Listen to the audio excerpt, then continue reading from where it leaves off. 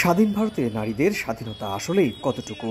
একটি দেশের নাগরিক হিসেবে যে নিরাপত্তা তাদের প্রাপ্য, নারীরা কি আদৌ তা পাচ্ছেন? কলকাতায় নারী চিকিৎসককে ধর্ষণ এবং হত্যার পর এমন প্রশ্ন এখন কোটি কোটি ভারতীয় নাগরিকের মনে। রাজধানী দিল্লিতে নির্ভয়া হত্যা ও ধর্ষণের পর এবার কলকাতার নারী চিকিৎসককে হত্যার ঘটনায় আবারও উত্তাল ভারত। দেশটির বিভিন্ন জায়গায় চলছে আন্দোলন।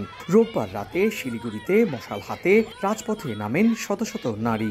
কলকাতার নারীকে ধর্ষণ ও হত্যার প্রতিবাদের পাশাপাশি অবিলম্বে জড়িতদের শাস্তির দাবিও জানান তারা। ये जो मशाल है ये जैसे जल रहा है वैसे ही आग हमारे दिल में भी जल रही है। ये जलन तभी खत्म होगा जब हमको सबको जस्टिस मिलेगा। जब तक हमको जस्टिस नहीं मिलेगा तब तक इस मशाल की तरह आग सबके दिल में जलता रहे। নিহতের সহকর্মী জানান, দীর্ঘ সময় কাজ করার পর হাসপাতালের একটি কক্ষে বিশ্রাম নিতে গিয়েছিলেন 31 বছর বয়সী ওই নারী চিকিৎসক। তখনই এই নৃশংস ঘটনা ঘটে।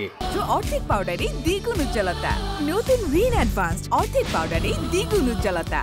এই ঘটনার দায়ে পুলিশের এক স্বেচ্ছাসেবীকেও গ্রেপ্তার করা হয়েছে। চলতি মাসের 9 তারিখে ঘটে যাওয়া এই বর্বরচিত ঘটনায় ভারত জুড়ে ক্রোধের আগুন চলছে টানা আন্দোলন। কঠোর আইন প্রণয়নের পরেও দেশটিতে নারীদের নিরাপত্তার বেহাল দশা নিয়ে ক্ষুব্ধ সাধারণ মানুষ।